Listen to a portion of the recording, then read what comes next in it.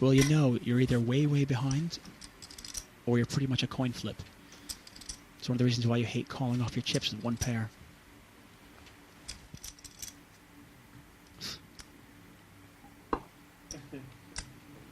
Just another day in the office for Gus Hansen. That's Chelsea. Andrew Feldman's girlfriend. Anxiously watching on. Well, Gus Hansen's smiling. I don't think he minds a call. He knows he's in pretty good shape. He knows where Andrew Feldman's at.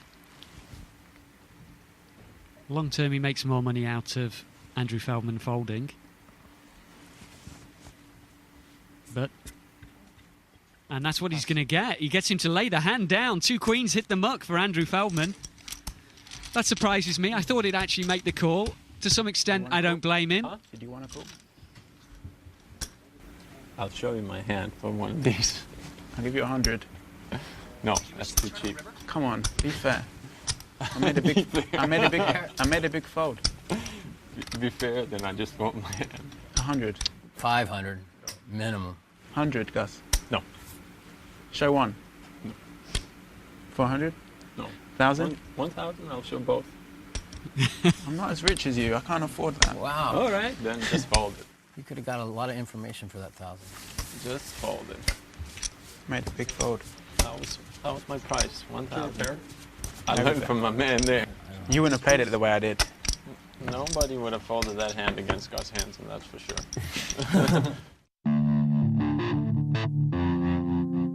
I was the initial raiser with an ace-queen. The flop comes ace-8-4. There was a fair amount of action on the flop. 14,000. Against a fairly tight player like Erik Seidel, I didn't feel like he was making a move that specific hand, so I wasn't too happy about my ace-queen. I thought I could easily be beat.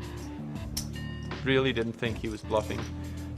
I decided to definitely take a card off, see what develops. A queen comes on the turn, now I have aces and queens.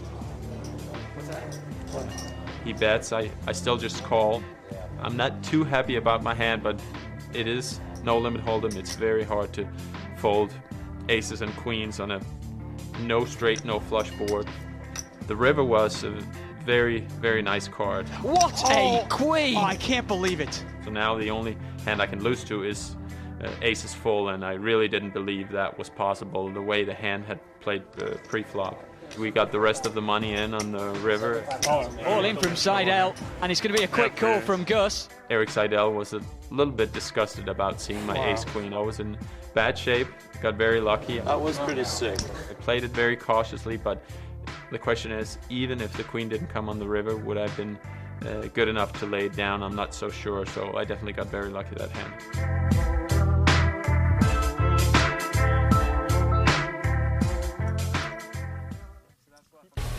Well, the action has been fast and furious here at the $1 Million Cash Game. Tom Dwan, our leader right now, up $126,000. Chris Ferguson still up $113,000. Mike Mattisau virtually even. Alan Cunningham, our big loser, down nearly $100,000. Buttons in front of Andrew Feldman, the Englishman, down $50,000 in the action on the Great Dane.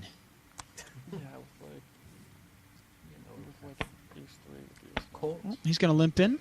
You never fold that hand with 30 years invested. And that's why he's limping in. 9-7 suited. Now, one thing that I've noticed since Gus Hansen has joined the table, we've seen more limping and less raising pre-flop. Yeah, certainly seems to be one of his characteristics, is he likes to play them, and he likes to play them quite cheap. Cool. Check.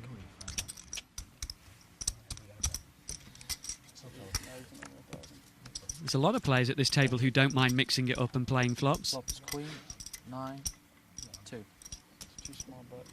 Yeah, 4 people saw the flop. Check. And the best of it right now looks to be Alan Cunningham. He has a pair of 9s. Gus Hansen also has a pair of 9s, but right now Cunningham has him out-kicked. Oh, Ivy's going to call. He's got bottom pair. He's also got position. And the best hand gets out the way, Alan Cunningham. Well, Hansen's got to like that. 7. He definitely likes it now. Gus Hansen with 2 pair, 9s and 7s. is an overwhelming favorite to win this hand. Ivy with 5 outs. If he continues on, needs a king or a deuce. Pot is 7,500. I think one more bet here from Gus will win the pot. It's a question of whether he wants to be a little bit tricky. I think he's right to bet it. I think a board like that, there's a straight draw out there. Somebody could have Jack 10. 6,000. His opponent could have a half-decent queen and he could get paid. Well, that's the power of Gus Hansen. If you bluff enough, you often get paid. Same as Tom Dwan. Call. And he bets 6,000. Ivy calls 6,000. Pot now $19,500 to the river. Jack. River's the Jack of Hearts. I think if Gus bets now, Phil has got no excuse to call. Bet 18,000. And the way Gus Hansen haphazardly throws his chip in there just makes you think he's always bluffing. I think that's the image he wants to portray. Always when you're sitting there with 2 pair.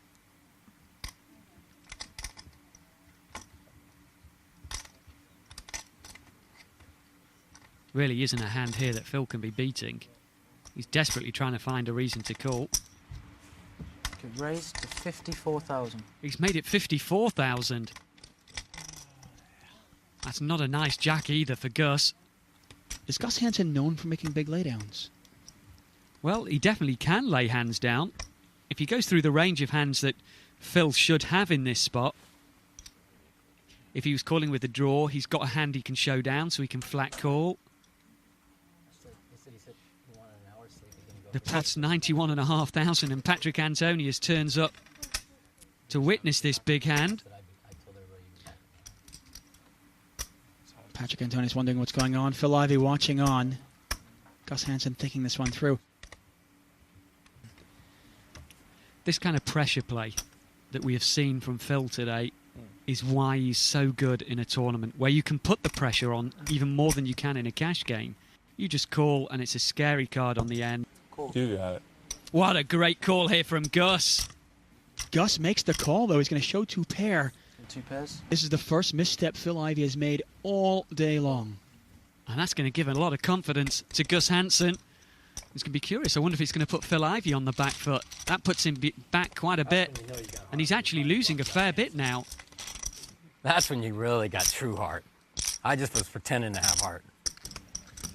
And Patrick Antonius returns to the game with over 300,000. He bought in for over 400,000 at the start of the game, so he's down 87,900. That's probably why he took a little bit of a break. Seems a little fresher now. This is a 24-hour cash game. Raised to 22. 2,200. Well, Tom Dwan started the action in this hand. 8-10 in first position. Pass. Andrew Feldman, ace-jack. The only problem is he's trapped Gus. Well, with Tom Dwan being the person opening up the action, He's just seen this hand. you can be He's pretty getting sure a little Call. lost.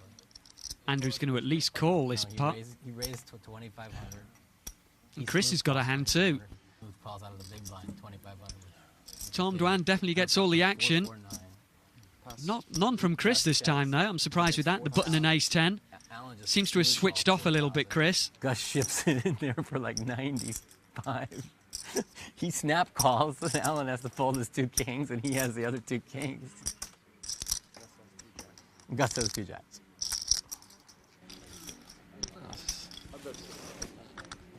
You did 2,200? And Gus makes the call as well. Diamonds have been good for him so far today. So Andrew Feldman with the best hand right now, the ace-jack. Flop I decided to limp behind. 9, to limp 3. The aggressor, Tom Dwan. on the button. Gus Hansen just flopped top 2 pair. He leads out. Well, since the misstep with the pocket jacks, Gus Hansen can do no wrong. Maybe you've got to make a sacrifice to the poker gods every now and then just to get a little bit of good fortune. 10 aces of clubs. You guys had some hands today, aces and aces. And Yeah. Flop to flush against flop to flush. 6,400.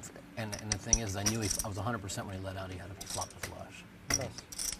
But I mean, You're lucky I didn't reload. I was close to reloading another. Maybe it 90. would have been different. Maybe I 96. Please would've- don't ever fold. I'd win a 400k pot there. You think I'm just going to ship 200,000? No, I think you're going to call and. I'm just going to flat call probably the flop. So No, now, when he does he calls, re-raise, it's hoping his 400, opponent's got an overpair and and he then can turns build a to big black, pot? And it's all going to go in. So Or does he you flat tap in call? that respect. Give his opponent a chance to maybe catch up. He bet 20,000. Is that? Total. I think that's pretty well the only play he can make in this spot. Yeah, I saw that. And he had. Now the board like 9-3 deuce rainbow. Can you afford to play this one a little slow? I don't know, because he's out of position. I think I play this one slow if I've got position. Out of position, he could check the turn and his opponent checks behind him when he picks up a gut shot or some hand like that. I think he's done nothing wrong. If he's up against jacks or queens, he could end up winning a big pot here. As it happens, it looks like he might win a big pot anyway. Tom Dwan's calling. He's floating one off with the 8-10. Well, we've seen that earlier from Phil Ivey, and it worked to perfection.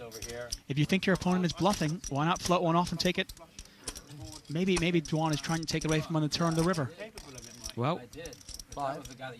5 means that right now, Tom Dwan is drawing dead.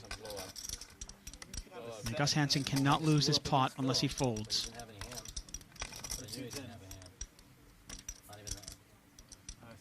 Every time he does that to have a look, I think he's thrown his hands in the muck.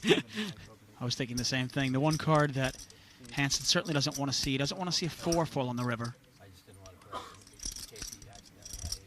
Check. Well, I think he's laying the trap. He's seen the call to take it off him on the turn kind of play before.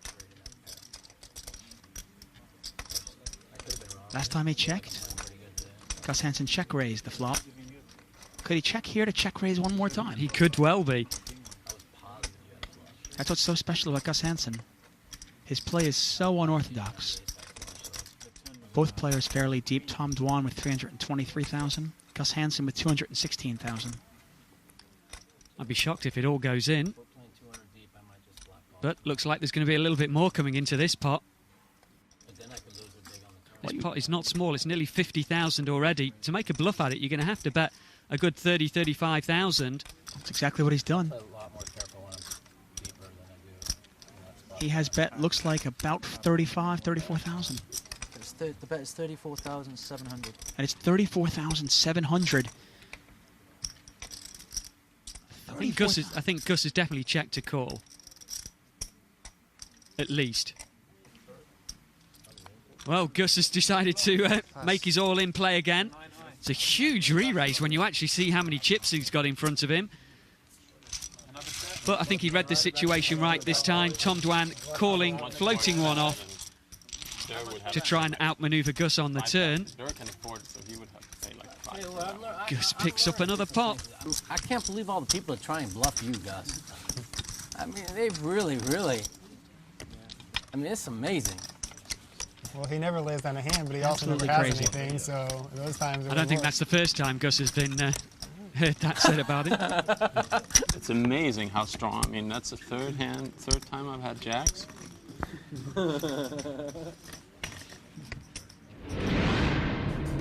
Obviously a tough start. The commentators said at the time that the Great Dane has gone down in flames, but since then you've almost risen like a phoenix from the flames. How have you turned it around so spectacularly?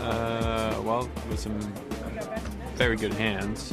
Basically, I've had some good hands against some reasonable hands from my opponents. I had one hand against Durr where I check raised him on the flop and check raised him again on the turn, and that was too much for him, so he laid it down. One against Andrew where we had a lot of check raising, re-raising on the flop, and he decided to lay an overpair down. And basically, one I caught Phil Ivey on one bluff. Phil re-raised me on the river. I thought I had enough to call, and it turned out he was bluffing. What a great call here from Gus. 3 good hands, and I'm back ahead. I think I'm playing reasonably well. I tried to bluff Gus the last spot. Didn't work out too well for me. And, I'm just kind of chopping along. Hopefully something good will happen. We've seen a couple of bluffs that have come off. Do you feel you're right on your game at the moment? Yeah, I think I'm playing okay. I mean, I wouldn't say I'm playing great or anything, but I'm playing good enough to beat these guys. They want us to stay here all night. Going through this. Hello and welcome to the Full Tilt Poker.net $1 Million Cash Game. We're in the heart of London, and some of the best and biggest names in poker have come together to put their money where their mouth is. I'm David Tuckman alongside poker phenom Robert Williamson III. Quite a lineup we have here, huh, Robert? I'll tell you what, this is one time I'm glad I'm in the booth and not down there on the felt. What a tough lineup we've got. Just to refresh our viewers, blinds are $300, $600. Ante is a running $100. Tom Dwan, by the way, he's up, I want to say about $86,000. And he has gotten paid off. Patrick Antonius, he has re-raised this with the ace-10 off.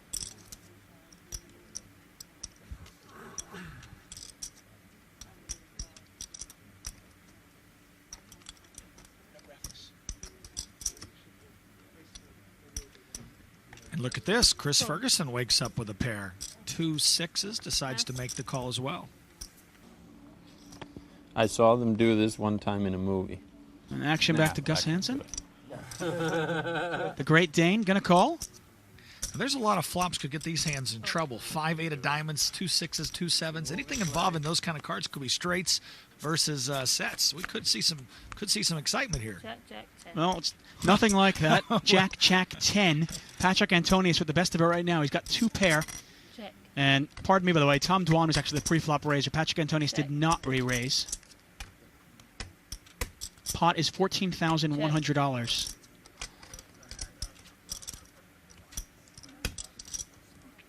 I suspect with the coordinated board here, though, if it checks around to Patrick Antonius, he's got to lead something at it. There's too big of a pot already out there with a coordinated board. Well, you called it. It did check around to Patrick Antonius. He is going to bet.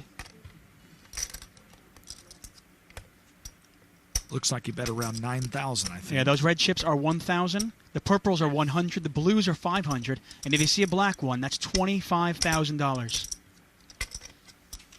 I don't really think anybody has anything to call, do they?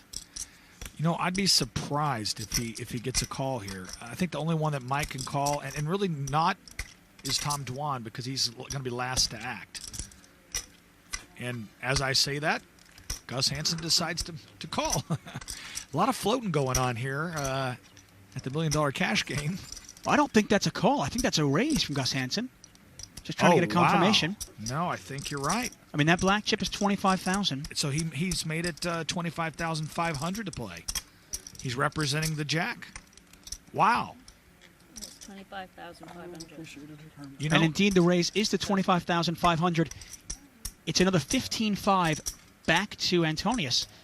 And this is actually a tough spot for Patrick Antonius. I was going to say, these guys have a lot of history together. Cool. Patrick knows Gus pretty well. Yeah. Well, here's the problem. I love Patrick's call there. I think that was excellent. But there's a slew of cards that come off dangerous. 8 of clubs. I mean, that's a pretty dangerous card for that board. It puts a straight out there as well, and 2 flush draws. If Gus makes a big bet here, I'd be shocked if Patrick calls. But boy, it would take some big nerve. Yeah, I don't blame Gus. Yeah, he doesn't have the nerve there. He checks it. A check raise on the flop, and you get flat called. Giving up position to Patrick Antonius, another great player. That's tough. Now, if you're Patrick, though, can you bet this? You know the reason why I don't like to bet this right here? I know normally saying people would think that if I think I have the best hand, I have to bet and I have to price the draws out. But if he's wrong here, he could possibly get in a situation he can't call a re-raise. I prefer a check and hope for a safe card on the river. I know a lot of people that don't believe in that school of thought, but that's my thought here. My opponent's already showed strength by check raising me on the flop. I don't like a bet here. I mean, anyway, you cut it. It's a tough spot to be in. But Patrick Antonius, definitely not afraid of tough spots. He bets $37,000. You know, and if I was going to bet, that's about the bet I would bet. A little over half the pot. And but the only problem with that is you're really not shutting any draws out. If somebody's on a draw, now you've given them the right price to draw. So, I don't know. That's a tough spot. I don't like that bet, but I guess he was afraid to check it to Gus because Gus might lead the river. That's the other school of thought. I just didn't want to put a double straw. It's a close-up there, Chris Ferguson. Ooh. And there's why. That's exactly why we got the close-up. How about the Cowboys for 18. Jesus? He makes it 1,800. Cool. Under Quick the call gun from Cunningham. And that's interesting here. Cunningham's going to call a raise from Ferguson with pocket threes. Cool. Well, he's trying to flop a set. I think that's more Alan Cunningham's version. Of course, Tom Dwan calls with a deuce 4 offsuit. I think they also realize, some of these players, especially Tom Dwan, that Chris Ferguson gets in a big pot with a big pair. If they flop 2 pair, some odd 2 pair here, they may get his whole stack. And I guess when Chris Ferguson is raising under the gun, he's certainly representing a big pair. He is, absolutely. Or big cards for sure. Well, this is going to go 4 ways. Pot is $8,500. Oh, and how my about that? gosh. Just like we talked about. Tom Dwan has flopped bottom 2. Chris Ferguson with the overpair. Ugh, ay caramba, this is going to be a tough one for Chris Ferguson. Really could be. Yeah, we could see fireworks here. Check. Wow. Check. I don't think Chris is checking because he's afraid. I think he's checking to check raise. Well, the one thing about in there with kings, I mean, a board like that, especially with 2 clubs, it's hard to give your opponent credit, right? Yeah. Now this is going to be. This could end real bad unless Chris gets some help along the way. 6-6. Yeah, I suspect when action gets back around to Chris, we're going to see a check raise. Well, Not Tom even a check Dwan call. makes it 6,600. Patrick Antonius gets out of the way, and it's back to Chris Ferguson. Pot is 15,100. The action is on Chris Ferguson with 2 kings. Now, Chris has got a very precarious chips stack position as well right here with 200,000. Ugh. Tom Dwan has him covered if that does come up. Cool. Wow. Ferguson is going to play this slow. He's going to play a little pot control. Let's see a turn. 5. Turns the 5 of hearts. That doesn't seem to change anything.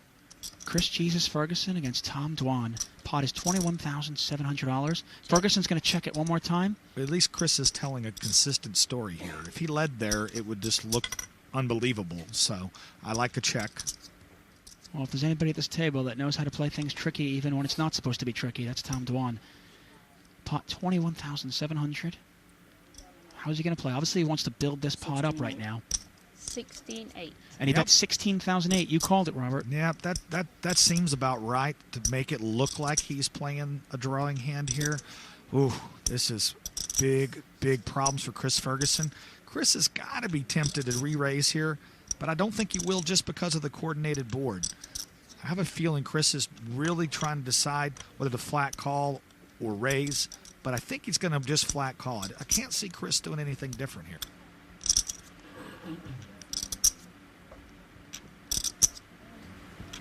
Cool. Well, he does call 16,800, and this pot is quickly $55,000. Chris Ferguson needs a king, a queen, or a 5 on the river. 9. Here's the river. Queen. The river's the queen! Oh, wow, unbelievable. Oh. Chris Ferguson has rivered 2 pair, and that has destroyed Tom Dwan's hand. He knows it. I think what we're going to see happen here is Chris Ferguson's going to check. Tom's going to either lead 35,000 or just surrender this pot. I think Durr is a great reader of situations, and I think he realizes that he missed this is an opportunity that was missed just because of the river card. Oh, it's an ugly river for Tom Dwan. Yeah, real bad river. Especially top pair, because Chris could have had the queen himself. How many black chips do you have there? I think Tom's going to realize that and not even swing at this. Well, he's asking for a count. He wants to know how many chips Chris Ferguson has. Wow. I think that's kind of irrelevant right now. No, he might. If he makes a big bet. Well, Ferguson started this pot with $200,000. Pot is $55,000. How much can he really bet? He could overbet the pot. If Tom Dwan. No, he checks. He gives it up. That's smart. I like the way Tom Dwan played this hand, and I like the way